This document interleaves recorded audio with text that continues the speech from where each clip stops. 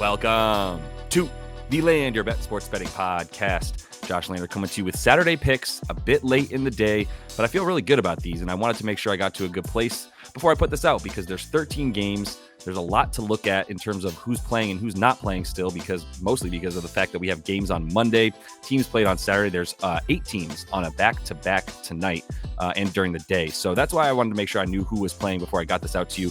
I'll go through all of that here in just 1 second, but let's just get to how we did on Friday. 3-2, 0.7 units. I will just come out and say Steph here is an under 30.5 points. That's where I got it at. I gave it out at 29.5 because I couldn't get it out in time at the 30.5.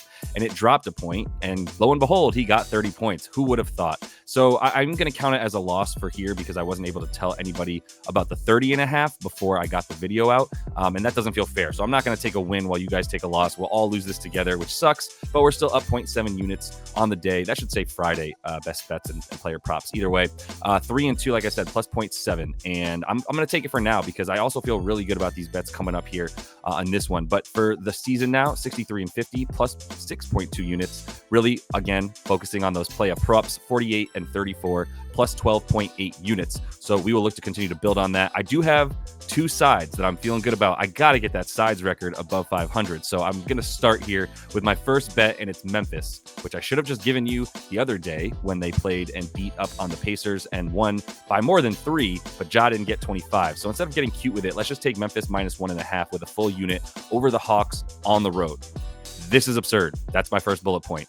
Ja is back, and this team is way better than the Hawks. Like, this team is a top 5 team in the West, I can say reasonably so. Let's call them a playoff team when Ja's in there, in terms of a top 6 seed in the West.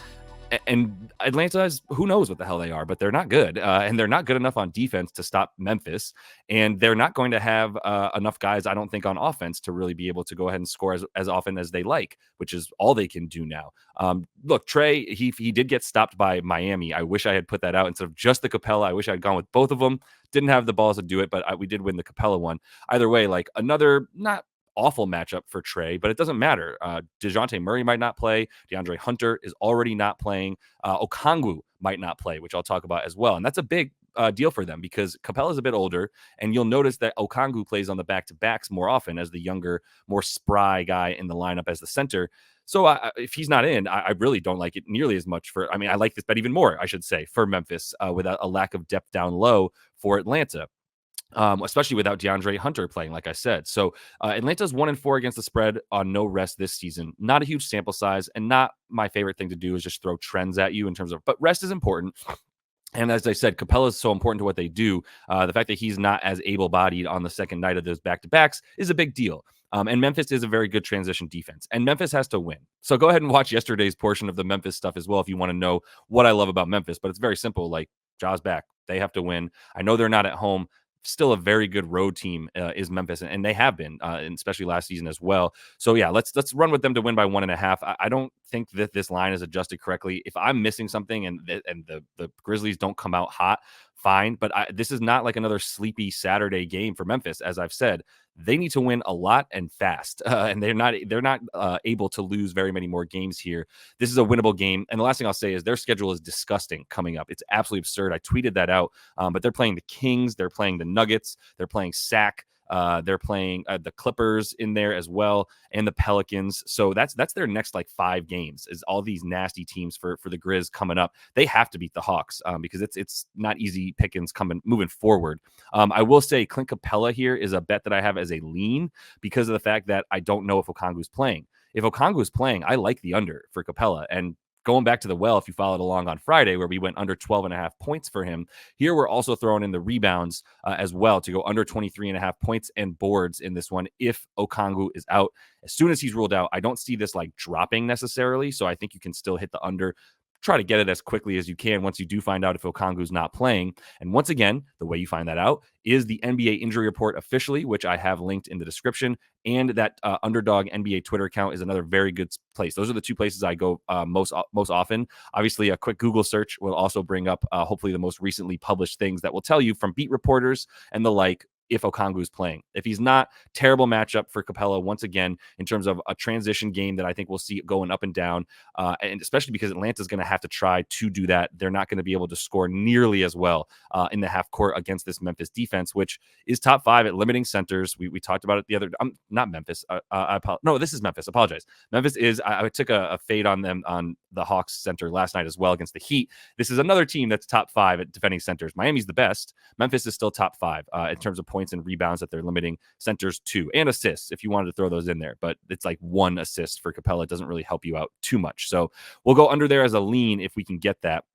The other thing I love, and this is my favorite bet, I should have just said it first, because Bismack Biyombo under 13.5 points, rebounds, and assists is my favorite bet from this game. I just went with the side there to show it to you first. I also love Memphis -1.5, but Bismack to not be in the game is a very good bet. So this is one where we're getting ahead of the books, not adjusting for the fact that Bismack is not in the rotation anymore. Like, he's in there. He played 18 minutes a game the last 2, but that's severely down from like 28 a game prior to that. And that's because prior to that, this team really needed to rely on being able to like control the boards a lot more, trying to bang down low. He wasn't, and Bismack was there to do that, but now they have Ja, and that changes everything. With Ja in there, the rotation is now not nearly as much of Bismack Biyombo. At this point, the rotation is going to be a lot of, hear me out on this, Vince Williams Jr. is in there for now 30 plus minutes a game, which is awesome. Like, he's been a very good sort of wing guard for them alongside Ja and Bane. Really is like a small forward more than anything. But yeah, it's very interesting that with Ja in there, rather, it's Bane, Triple J, Vince Williams Jr., and Ja.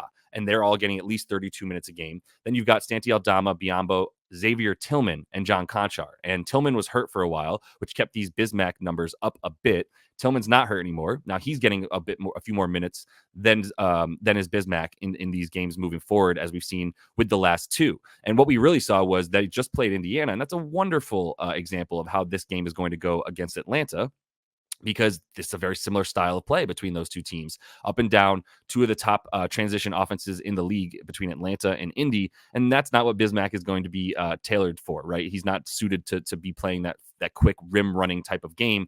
That's really not any of these centers except for Jaren Jackson Jr., who's certainly a power forward before anything. But 8 rebound chances per game in the last 2 for Bismack, and that's not enough with those roughly 18, 19 minutes per game that he's playing as well. Not enough to get you up to, like, I think it's about 6.5 rebounds. So if you just want to take that, that's a wonderful bet.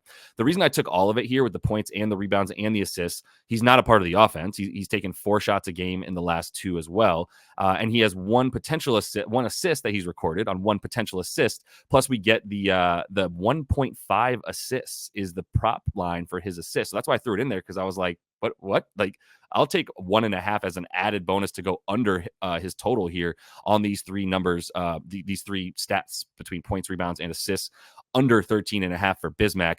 Try to contain your excitement with these really hot and sexy under bets, but like, I like winners, right? So let's go ahead and move on to number 4. I'm going to take Chicago, because this is fucking disrespectful, dude. Like, Cleveland's not playing anybody, and Chicago is a good team, and I'm happy to like stay quiet on that and not be like, yo, I believe in this team now. Like, I've watched all of the Chicago games since I've watched the last 4 Chicago games, but not the 5 previous where they were missing Zach LaVine as well. I want to be fully transparent. I've watched 4 in a row, though. That's a lot of Chicago Bulls games that I would never, I repeat, never have watched prior to Zach LaVine going out and them being on this run, because they've been boring as hell. They don't pass the ball. I don't love watching 3 different guys shoot mid-ranges the entirety of the game, or Vooch to shoot a pick and pop 3. Like, none of that was interesting. Now it is. Now I don't mind watching a bit more of the mid-range, because it's DeMar sucking in the defense and then making plays off of that. He's shown a lot more athleticism and a lot more desire to drive towards the paint as well nowadays, and also play point guard. So this is a completely different team. I just want to tell you exactly how different real quick. Zach LaVine has now missed 11 games in a row. They are 8-3 in those games straight up. They have covered in 10 of 11 of those games against the spread as well. Here's what the changes in their offense and defense. They went from the 26th offensive rating to 12th, right? So 4th worst to 12th best. They went from the 22nd defensive rating in the league to 7th best. They went from a 17%, they went from dead last in how often that they were getting assists on their shots to 17th in the league. which is very impressive that they're actually coming down and passing the ball now with Kobe White in there. Love to see that. They are third in rebound percentage versus they used to be the second worst rebounding team in the league. They're 17th in true shooting, which is still bottom half, but it's better than third worst true shooting percentage in the league, which is what they were with Levine in there. And they're still playing slow as hell. So who cares? Like, it's just a more efficient offense. The 119 offensive rating is what stands out versus the 109 offensive rating that they used to have. So they're going to be able to score on Cleveland. And I'm not sure who's going to be scoring for Cleveland as they're sitting everyone in this game. They're sitting Mobley, Garland, and Mitchell once again. And that's really what we care about. Maybe we're going to get a lot of George Niang in there. Jared Allen, I don't know if I want to take his unders with everybody out again, but I kind of like it. To be honest, he and Vooch play against each other whenever they go. So I'm not really looking at Vooch or Jared Allen unders, who we've both hit multiple times in the last week or two with Oaks in there as well, fading those guys. But now they both usually play like 35 minutes a game against each other in this matchup of Cleveland and Chicago. So I'm a lot less on the Jared Allen unders, but I'm very on the Chicago 4.5. This might keep rising all the way up to tip, and I would hit it at like -6.5 with honestly not that much fear at all. Fifth and final bet, and honestly, I like this one as much as Bismack.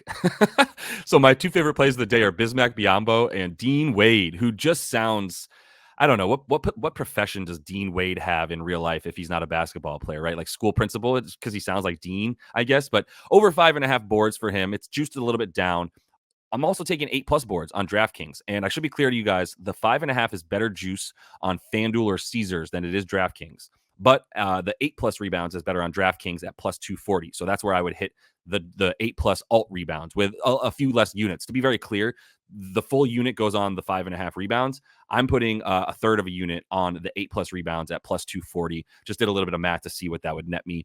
If I miss one of these bets, or if I get the core bet but miss the ladder, right, where I go up to 8+ rebounds for him, I'm still good up like +0.6 units. So I'm still happy with that. Let's go ahead and look at why. There's no Mobley, Garland, and Mitchell. He's had 8 rebounds per game in his last 2. 7 rebound game and a 9 rebound game in there. He is getting a ton of rebound chances. He's now the power forward on this team. And he's got 12 rebound chances per game in his last 2. So with about a 67% rebound percentage on those rebound chances. So when he has a chance at a board, he's getting that board 2/3 of the time. In part, and we saw this with Evan Mobley as well. Jared Allen, really good at boxing out multiple dudes. He's big. He's got giant elbows that he just throws everywhere. And that's why he's able to box out multiple guys at once a lot of times, depending on who those two guys are. But yeah, in this one, like, he's going to have his hands full for sure, a bit more with Vooch. But like, they're going to be going up against each other. They both have good numbers in terms of Jared Allen and Vooch. For Dean Wade, he's going up against Patrick Williams. They're awful. And the rebound chances are going to be there for him too, because like I said, Vooch, Allen, really going to neutralize each other as much as possible. And then you've got Dean Wade one-on-one against Patrick Williams. Patrick Williams thinks he's a shooting guard. I'm sorry. I guess it's because I grew up as a guard, and I hate the big man that wants to play guard. Like, dog, we each have our job. It doesn't mean you can't shoot. It doesn't mean you can't, dribble even. It just means go to the part of the floor where the forward's supposed to stand, and then I'll get you the ball in an actual scoring position. I'm so frustrated by Pat Williams. It's so brutal. Get rid of that man if you're the Bulls. And he can't rebound. He cannot. That's part of all of this, is like he's baby soft for some reason, and he looks like Tarzan, plays like Jane, to be honest, because he's diesel as hell. But they allow the most rebounds per game to power forwards, do the Chicago Bulls, because of Patrick Williams. That dude has a 24% rebounding success rate on contested rebounds. So whenever he's going up against another dude, another power forward, especially, trash. He's doo-doo. He's just tissue paper, easy to move around. And that's how Dean Wade is going to go ahead and get at least 6 rebounds. I think 8, possibility for 10. Like, I'm not going to get too crazy because the Bulls are the 3rd best rebounding team in the league since Zach LaVine went out. But guess who didn't get better at rebounding since then? Pat Williams. And no, I would not say this to his face. I'm supposed to do this online. But anyway, more importantly, like Dean Wade, I might say it to his face. Dean Wade is going to get his in this one, and I feel really good about it. Running through it. Memphis at Atlanta -1.5. Disrespectful. Bismack Biyombo under 13.5 points, rebounds, and assists. I do love Bismack, but like, this just ain't it for him. Clint Capella, if Onyeka Okongwu is out, then we go under Clint Capella. If Onyeka Okongwu is, if Onyeka Okongwu is in, then we go under for Clint Capella. If he's not, we just stay away from this bet. So it's more of a lean. I really want to get 5 bets out there. So I would also follow on social media, because I'll probably be throwing another Twitter one out as soon as I get up on I'm back into the research after dropping this. Cleveland at Chicago, even more disrespectful. They should be slightly bigger, maybe the line will keep rising, but -4.5 playable up to -6.5 for Chicago. And then Dean Wade over 5.5 boards, little ladder there, 8+ rebounds to get it to +240 on DraftKings. That is all of the time that I have for you guys in this one. Appreciate you all highly. I see everybody coming in and liking and also commenting and also following along, which is huge. Subscribing. We're almost at 1,000 followers. So if you want to keep jumping in there, I really appreciate all the new people coming in and checking this out. I'm bringing this to you guys all the time. I see you guys recognizing the effort that I'm putting in ahead of time to get these graphics up, to get the stats out that makes sense, and not just throw hollow shit at you that like doesn't mean anything. Like, this guy does well against this team sometimes. Like, why? Why does that happen? And that's what we're going into here. So love and appreciate all y'all. And until I see you next, happy betting.